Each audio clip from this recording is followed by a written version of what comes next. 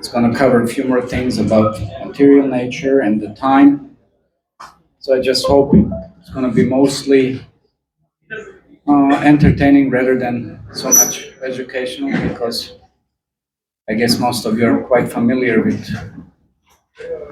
the subjects of Bhagavad Gita, and those of you who are not, well, that's even better. Then you'll benefit much more since you're going to receive some further information here. My stand is unique, so okay, maybe we can have lights off. All the lights off. Drama's ready for today also? Yeah, okay. So I won't take too much time. So this is also one of the sub-subjects. Purpose of creation, material entanglement. Okay. So that's one of the common questions. Why was this world created? That's why many scientists baffle about it. Everybody's to some extent curious about it. So what do Vedas have to say? What is the purpose of this material existence? So that's one of the very essential questions, because if we understand the purpose of existence and we understand something about the material world, and we can understand a lot also about ourselves. Why are we here? Because what do we experience? We sometimes experience it to be a wonderful place. Now we have some fun, some good time. But sometimes there is also a lot of misery, right? Many horrible things happen. Everybody goes through some kind of tragedy in one's life for whatever reason. Always something that it's not under our control. So we experience pretty much both. So Srimad Bhagavatam also points out to such kind of diversity in experience, but in Bhagavad Gita it is stated, Dukhalayam ashashvatam. Krishna is saying, Napunvati Mahatma Samsiddhim Paramam Gatam. That this material world, it's dukkha laya. Laya means place, right? Dukkha means misery, and we said misery. And ashashvat means temporary. So it's a temporary place, just like we have here Juhu beach, and we see sometimes kids, they do all kinds of houses, castles, this and that, just like it's very common. Or sometimes I saw they made some, in South India it's very common, in Mahabalipuram. They make a huge sand kind of different kind of it's a different art, different kind of images, different kind of faces, different kinds of deities, different all kinds of stuff. Pretty artistic. So there was one poet. He said, "All the castles by the sea will be washed away eventually." So that fellow had some realization about the influence of the time, influence of the material nature. So eventually nothing will remain. That's the point. So whatever we are building, whatever we're striving for, whatever we are hoping for also, whatever we gain, actually it's all temporary. It's all temporary. That's the nature of this material world. We just have to accept it. It's all temporary. And because it's temporary, even when we experience it as a good place, because it's temporary, then that's it. And we become a little bit disappointed, frustrated, because there is no more. And we look for some further increments in that kind of search for happiness. But that's the nature of this existence. That's the, again, material world. So, what are the possible things needed to be planned while planning a city? Can anyone guess what's required when you, like, for example, what is the city that has been planned? Anybody knows here in India? Not those smart cities. Well, you can use that example also. That's Navi Mumbai. Okay. Chandigarh used to be one of the first places designed by some Frenchmen. Anyway, so okay, what do you need to have in the city? What's required?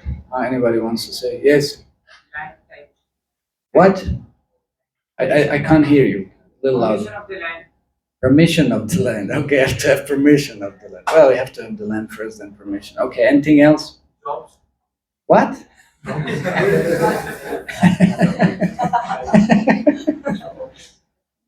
Yes? Electricity, okay, that's the first thing. Without electricity, BMC, yes. Whatever. That's the first thing. Yes, what? Optimize population. Okay. Population will come. Don't worry. Once you have something very attractive, population will manifest. But first you have to create something to attract population, no? So what is that it's required? Yes? Infrastructure. Infrastructure, okay, all kinds of infrastructure. Roads, huh? Spiritual environment, that's also important. You see, nowadays builders, they also make sure there is some temple there, no? You have certain new society, I'll make sure, okay, we have a corner for a little temple, just it's there, you can throw some coin while you're going out or something. Okay, so there are quite some things that are required, definitely. Buildings, colleges, hospitals, nobody said, shopping mall, this and that, no? So many shopping malls, actually. But there's one more thing that it's also required. No. Water. We already, water was mentioned. Schools, colleges, that's the same thing. That's kind of in the same category. Okay, what about this? Okay, parks, theater, cricket. How are you going to play cricket without a stadium? You have to think about that also. Okay, bridges, roads, all kinds of it. It's a very sophisticated. It is said actually that a human cell is more sophisticated than a big city. That's even more interesting. So there's so much planning, so many things required. What do you want to say? You want to add something? Public transport facilities. But okay, bridges, roads, that also includes public transports. Okay. Anybody wants to add something? Money. Money. Money, that's assumed that, unless you have money, of course, you can't do anything. That's assumed you must be having that once you're planning something. Okay, what about this? Anybody knows what is this? Anyone ever heard? Once I went to the other, what's that, Arthur jail? There's some other name. Anybody knows? Anybody been inside? No? We had some program once. We were distributing Bhagavad Gita. So it was nice. Many Bhagavad Gitas went. So many people took. So jail, there is a jail. I just heard. Who told me? Somebody told me yesterday. Some couple. Anyway, some terrible story. They were sentenced for 10 years for something they didn't do. I won't say what that was. Sometimes it happens also. So then what is this? It's, that's something that we're going to be talking today. How come something could happen like this? And they were innocent. And they spent 10 years in the jail and then finally they were released. So how could that happen? So anyway, think about this. I won't disclose it right now. We'll go through this presentation, but hopefully at the end you'll get the answer. If you don't get, then you can ask me after the presentation. So people end up in a jail. So it's like, Krishna was born in jail, no? It's like, it's not necessarily something that's so horrible. Well, it is if it's material. If it's spiritual, then it's a different perception. But prison house, it's also required because when you plan the city, you will naturally assume that there are going to be people who are not going to follow, no? Some principles and rules or whatever laws that you have within that city, no? That's kind of, it's just natural. So then they build a prison house. They also build a prison house. Of course, in the West, it's a big money-making business. That's another thing, another discussion. We won't get into that, but essentially some kind of prison house is required. So what should be the nature of a prison house? What is the nature of the prison house? And we see here in brackets, it says material world. So this whole material world is compared to a prison house. Yeah. That's what the Shastra says, that this whole material, whole pura dunya, pura jagat, everything is a prison house. Everything is. You may think that you're free now. Well, you have some limited freedom of movement, this very limited. But you might think, oh, it's such a great freedom, Just imagine if you wouldn't have to have a passport or something, you just move, you go anywhere. You don't need visa for any country. But you're still pretty much confined. Can you leave this planet? You think it's easy? Whatever we hear about people leaving the planet, I don't know how far they can go. They definitely didn't go to the moon. I mean, some people say.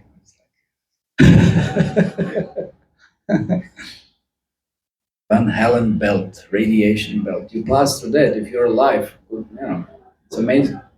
Anyway, so this material world is compared to a prison house.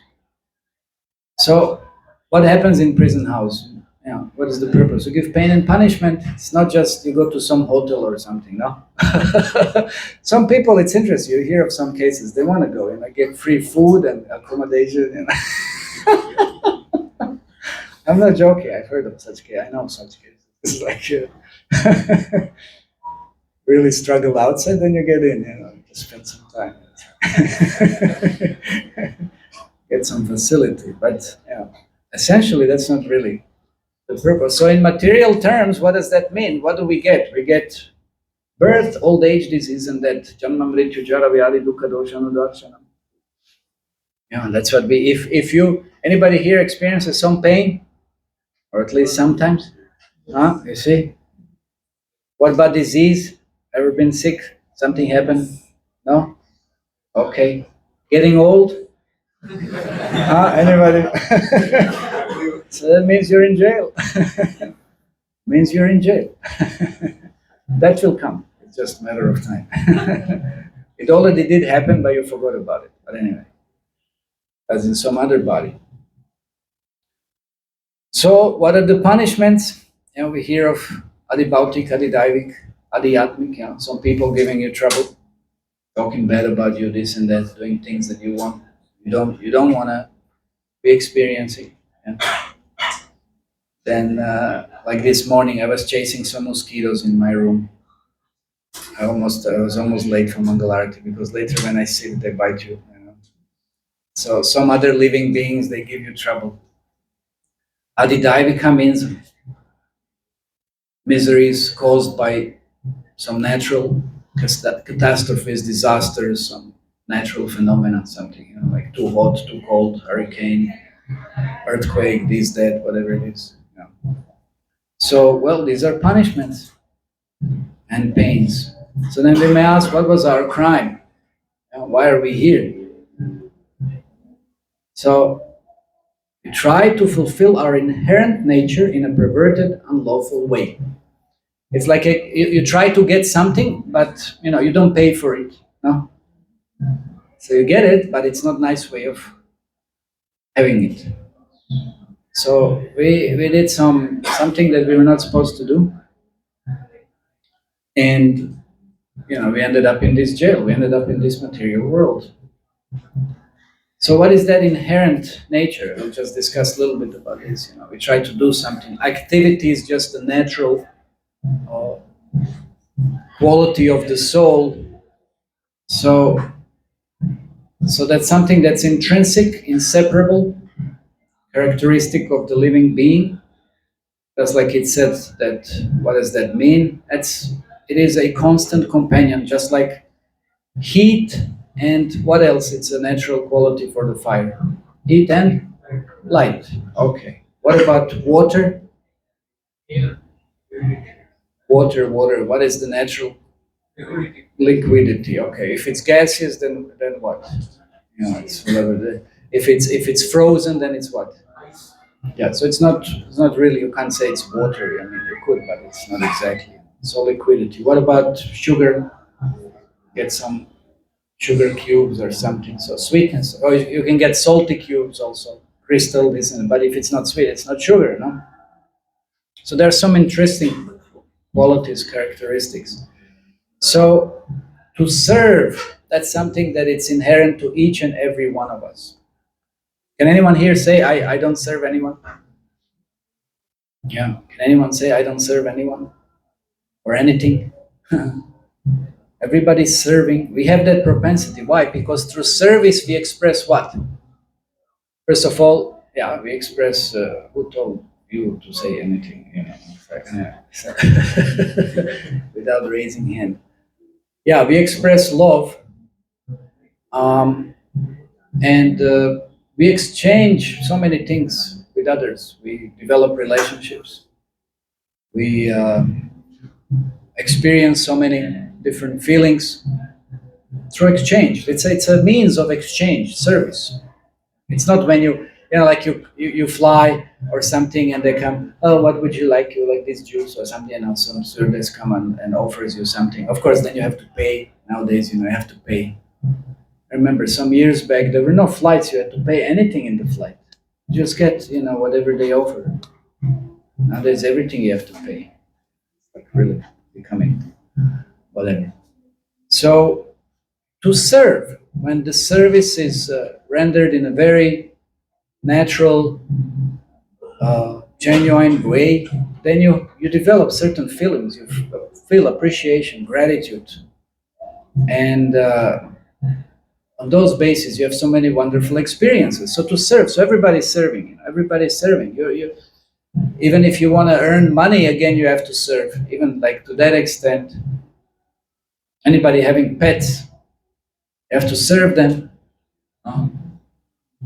It's not like my brother got a dog unwillingly because his wife found it on the street. You know? So he was like, oh, and what to do? So I don't go there so often now. I avoid as much as possible. Actually, I just went once.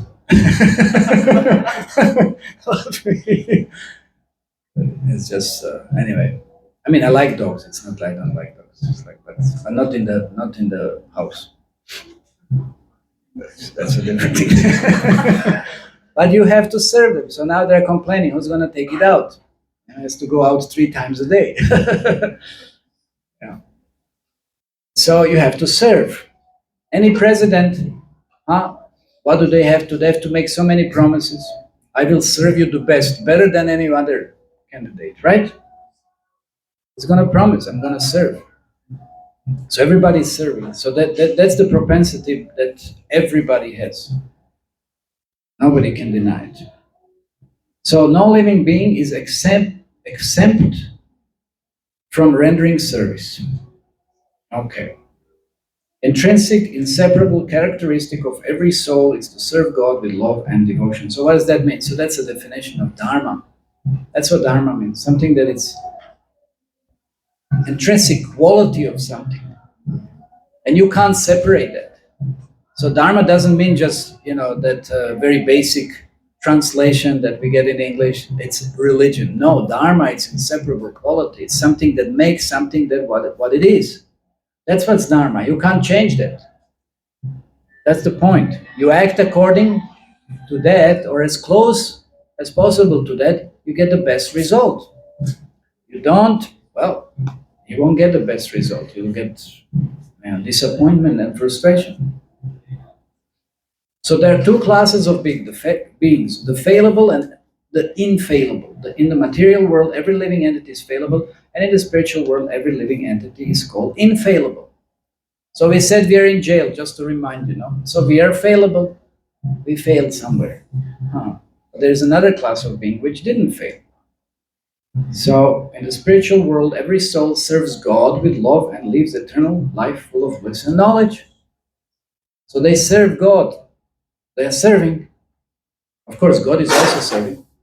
That's another. He serves his devotees. Everybody's competing how to serve better each other. So we have here material creation, and 1/4 of it, that's what it is, and the rest is the spiritual creation, which is eternal and which is ever expanding. So how do you understand this? This is like if you would divide it like this in different quarters. So those souls who misuse their independence fall to the material world and serve their insatiable senses. So that's why you may say, I don't serve anybody. Well, you do serve, that's another thing. But if nothing else, you serve your senses. Your mind will say, I want to see this. And then your sense of seeing, will be attracted to something and want to contemplate. Or I want to hear, I want to taste, I want to touch. You'll be forced to serve. I know some people, they smoke or something, they have some addiction, they're compelled. Compelled is a very strong word. They have to do it. They have to go and they have to get some cigarettes or something, this and that, they have to smoke. They can't stop. They really have to serve their senses. So that's the case in the material condition position. So that material condition position, it's a perverted reality of the original one. So that's why we see this reflection of the tree in the water. What is that water? Water represents desire. And that's a wrong desire, contaminated desire, polluted desire. And then whatever it's reflected through it, that's what we experience here in this material world. We have wrong desires, we have selfish desires to satisfy our senses. So what is the first thing done to a prisoner, What do you think? When we come to this material world now, we lie down, what's the first thing that is done? Anybody wants to guess? Anybody can raise the hand. If you raise the hand, it's so much easier than it's otherwise. Yes. Yes, certain rules. What else? Yes, you want to say? Take their belongings. Take their belongings. They don't have. Okay, that's there. Yes. Depends on crime. Depends on crime, but one of the first thing that it's common for everyone. Yes, behind. Collecting the proof of the criminal. No, they already. It's done. That is done already. What? Uniform is different. Okay. Uniform. Say uniform. Change his clothes. No, I don't know why they put saffron to this fellow. But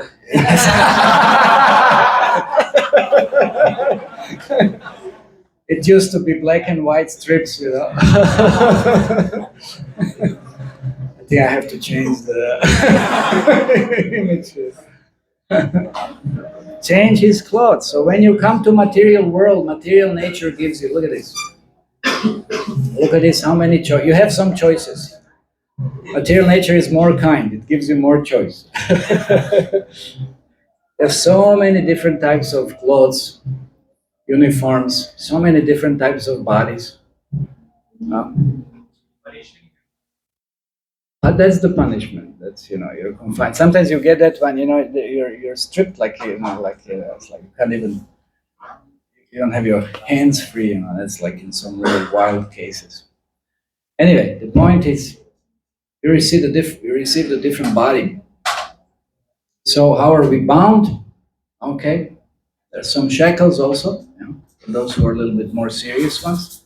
And those are compared to 3 modes of material nature. 3 modes of material nature, they're also compared to ropes. They're binding. They bind us, they shackle us. So you may say, I'm bound by golden chains. Why does it make a difference? Now, golden iron chain, what does it make a difference? If you're bound, you're bound. Because there are different qualities of nature, which we'll discuss now. So goodness, passion, and ignorance. So goodness can be like golden chains. You may think sometimes you have a little more fun than the misery. That's a mode of goodness. And in ignorance, it's just pure misery, and the passion is just, some little more misery, and then some fun is there. So they can be compared to different qualities of shackles, golden, silver, or iron, whatever. Still, what does it matter? You're bound. And just like a puppet, see? We're just like a puppet. And actually that's a fact. That's a big discussion here. If you stimulate any points in your brain, you'll be reacting towards it. They do that. They can stimulate this by sound, they can stimulate by electrodes, they can stimulate, and they'll make you feel and react in various different ways. So that's what the modes do to us. We're influenced by the modes. You may not think as such, but we are. We are. That can be checked through Jyotish. You can see at certain times how you're going to be, even to that minute extent, how you're going to react, what is going to happen. You'll all reactive to it, and that's what we're going to again discuss, something that it's upcoming, and talking about karma, a little bit also, laws of action. So the modes are influencing us. So the mode of goodness, these are early morning activities. They're conditioned by sense of happiness, mostly, as I said.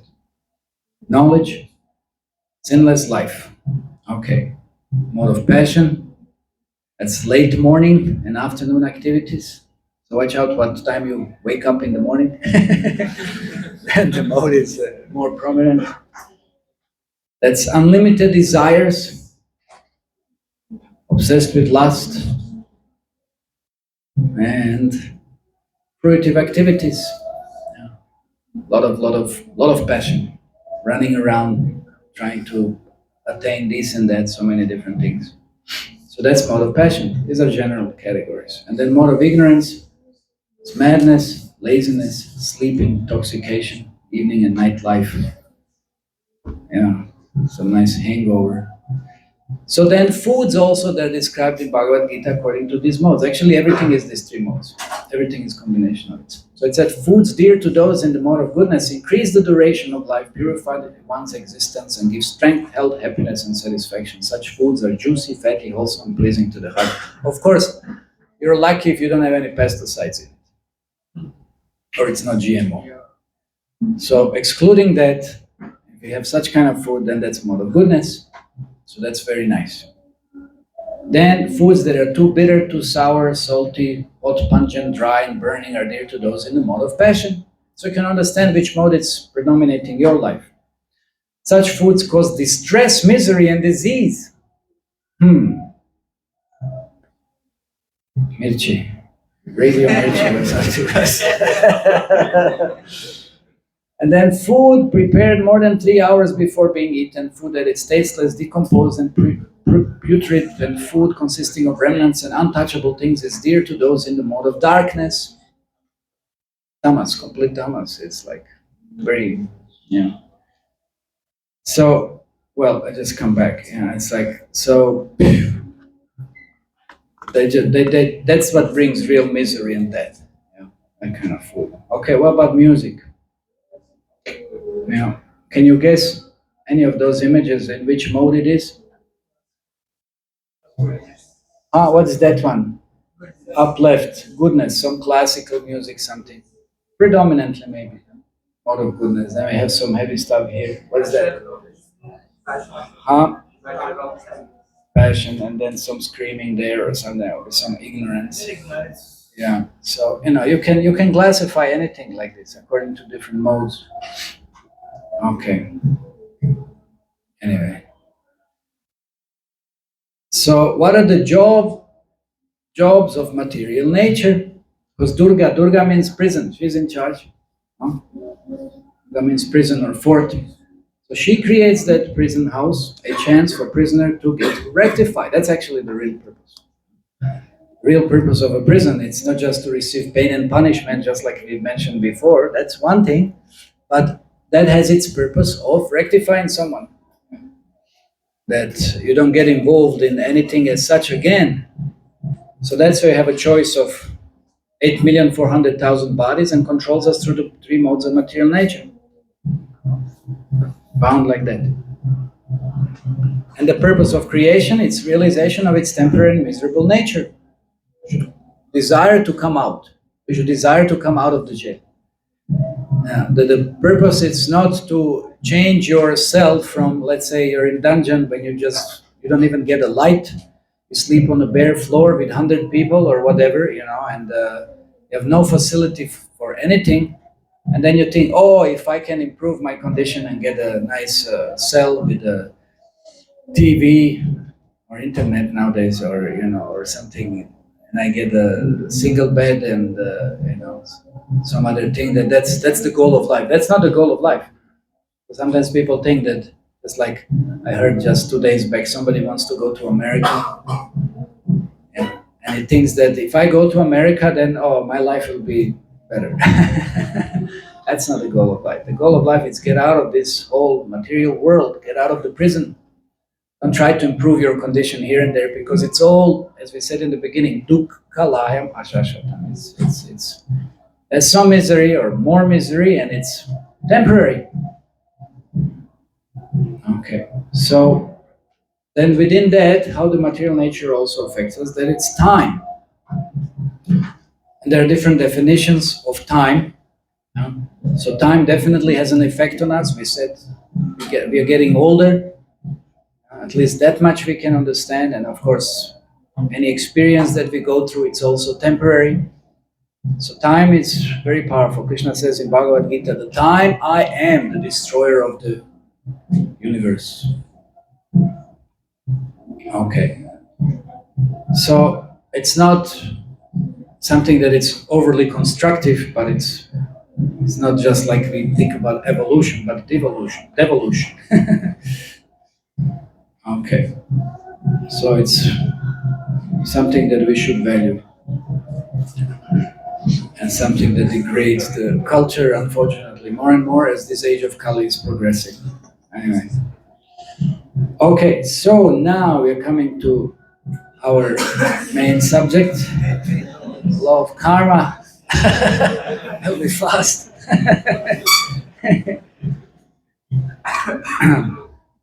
Okay, so that's what we see in the world. Like I said, some people are born poor, some are rich, some stay in a small hut, some don't even have a hut, live on the road, some stay in the mansions. Why all these different, conditions? Why such a big differences? Many times enormous differences. We can just say, some people are handsome, some people are ugly. Some people are strong and healthy, some are weak and ill. Some are handicapped, some are blind. Why all these things happen in the world? Should ask that question. It's not that we just live, some kind of a illusory Bollywood life.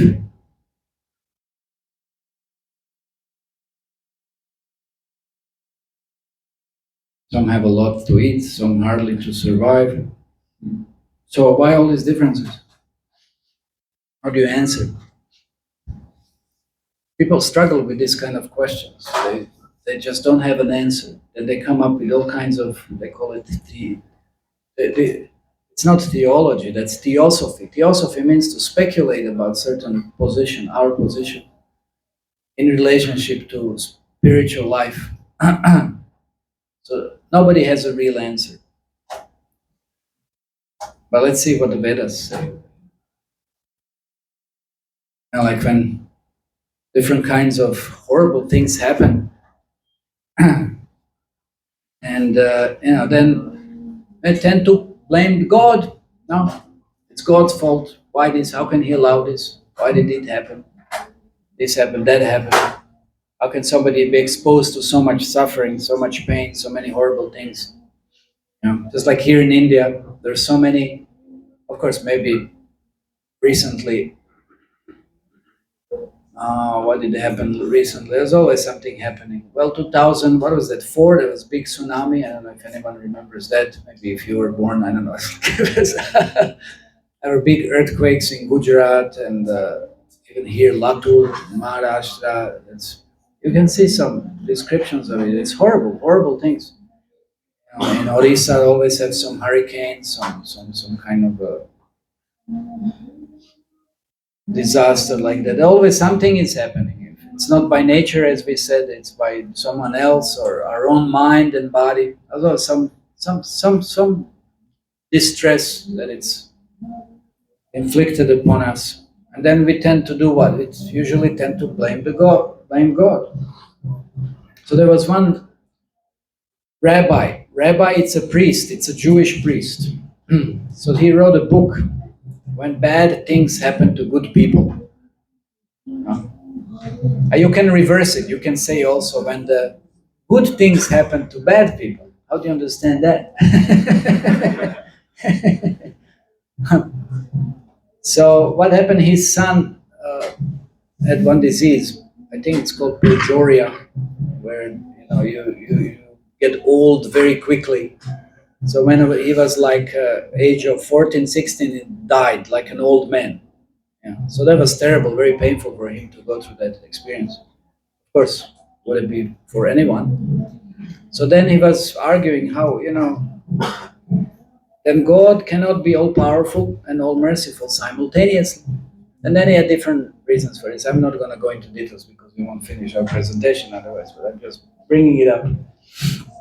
So that's from the material point of view.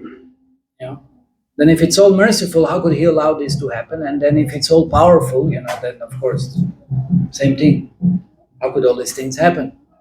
So then so he cannot be both simultaneously. So that was his, argument.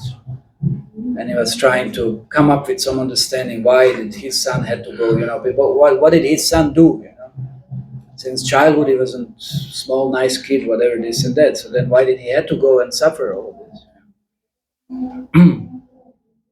So there was one tennis player. So he said, so many people play the tennis, and then very few achieve certain success. And then he got cancer or something, and then he was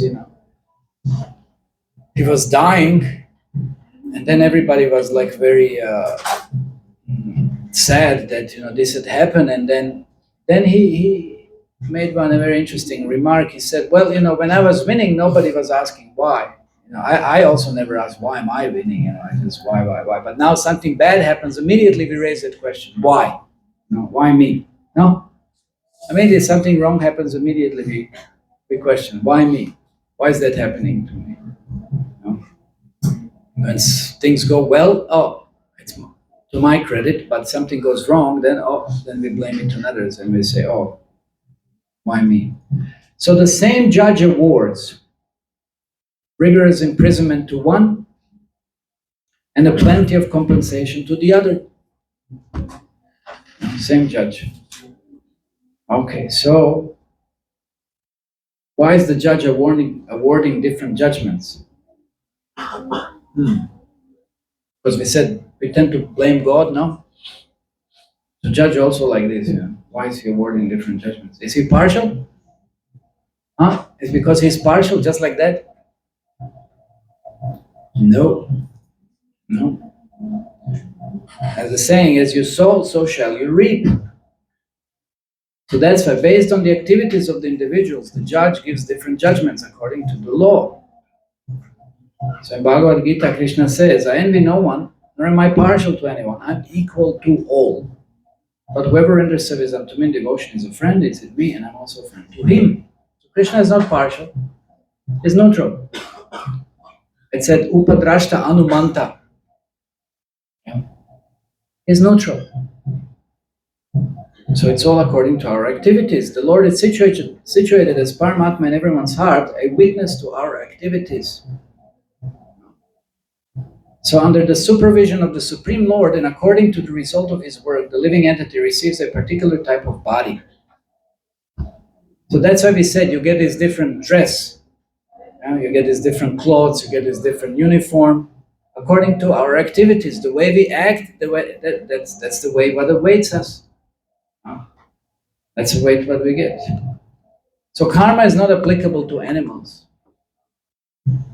When we talk about certain activities, whatever it's performed the human form, because the human form has more facility, but it has more responsibility. Other forms of the body, they're just expending certain karma that has been accumulated in the human form. So what is the definition? Activities performed by the soul in the material body, conditioned by the three modes of material nature under the control and purview of time. That's what's karma. So we desire, and thinking, feeling, willing, and then we act. And then the way we act, well, a kind of reaction we receive. So what's the logic behind? When you see an effect, you inquire about the cause. No? That's right. You can count how many apples fall. No, I'm joking. There was only one, but anyway. So that's what Newton said. For every action, there is an equal and opposite reaction. Of course, but karma is way more subtle as well. It's more refined. It's more refined even than just gross motion. Plato is also very famous in the West. God is blameless. A man has chosen his own fate, and this by his actions. So what's the logic behind? All of nature obeys laws. Why should humans be an exception? No? All the nature. There's everywhere we see there are laws around. Everywhere, everything. There's something, some principle, something going on. So how can we say, oh, I don't have to subscribe to that? So we can never break God's laws. We can only break ourselves against His laws. Yeah. Want to break the law of gravity? Just go out on the balcony and just walk further out, and you say nothing will happen. Well, it's stupid, no? It's stupid. You can only break yourself.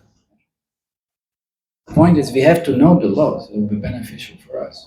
So we also train our subordinates by reward and punishment. Parents, how do parents raise the child, for example, or something? So the God does the same.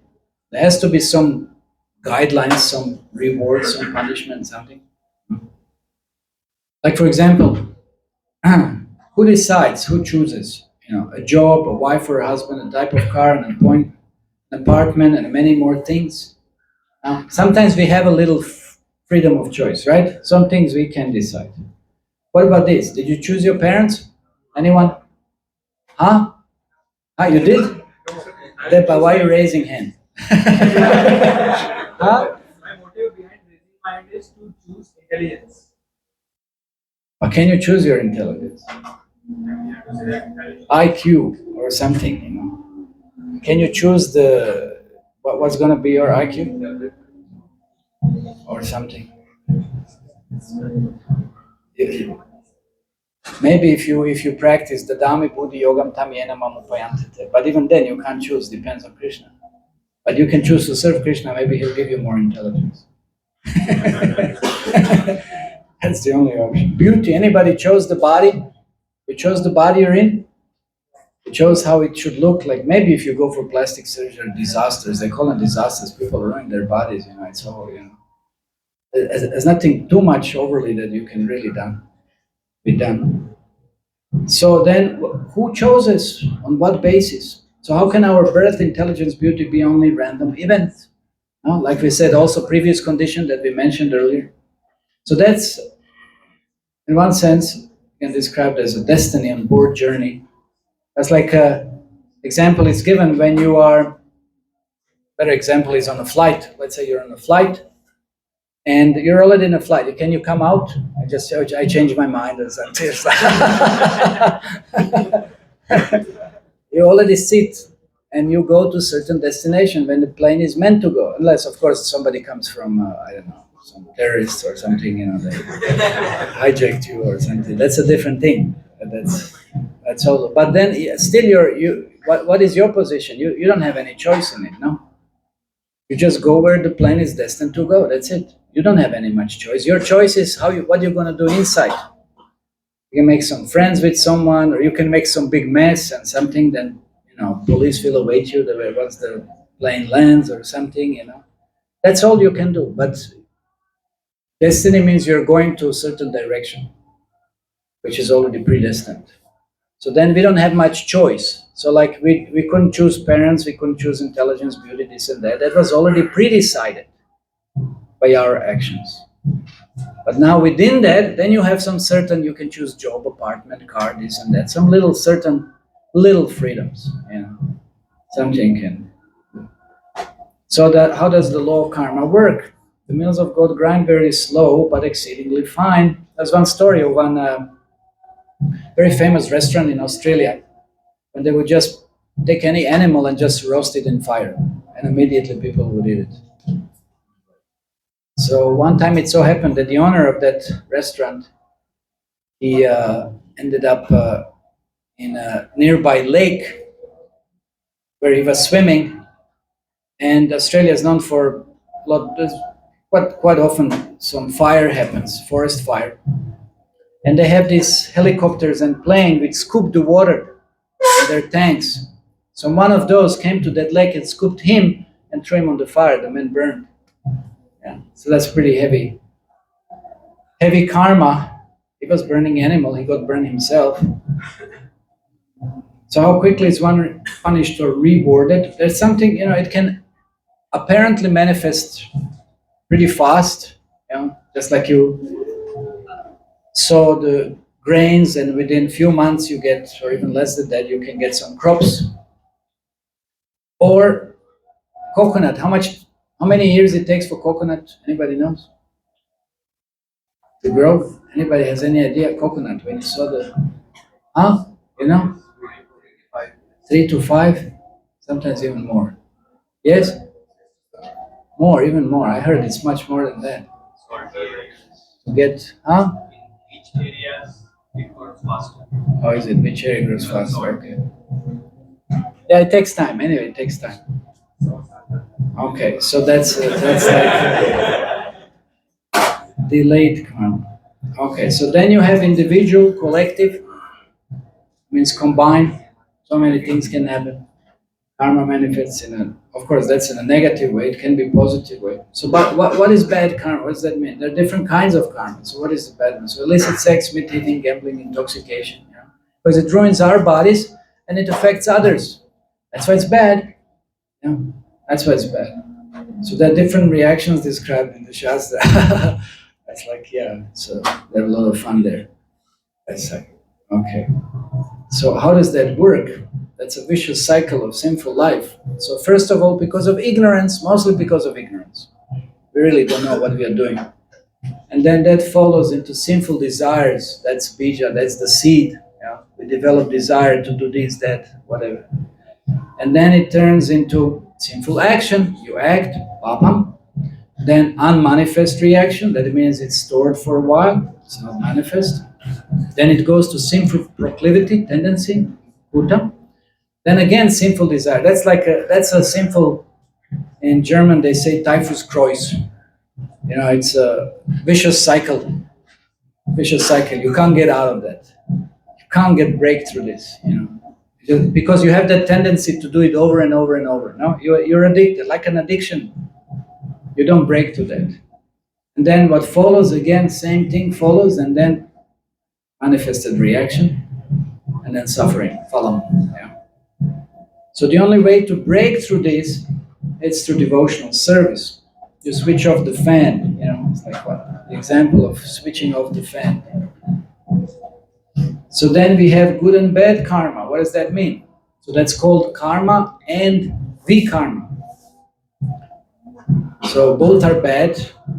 So when it's good, when it's actions performed, let's say basically saying by following the Shastra, and the bad one is you don't follow Shastra. You don't follow instructions.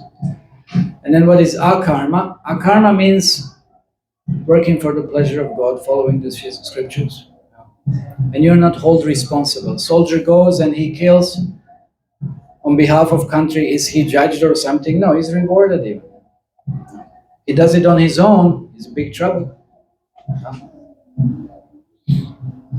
So can good and bad karma nullify each other? What do you think?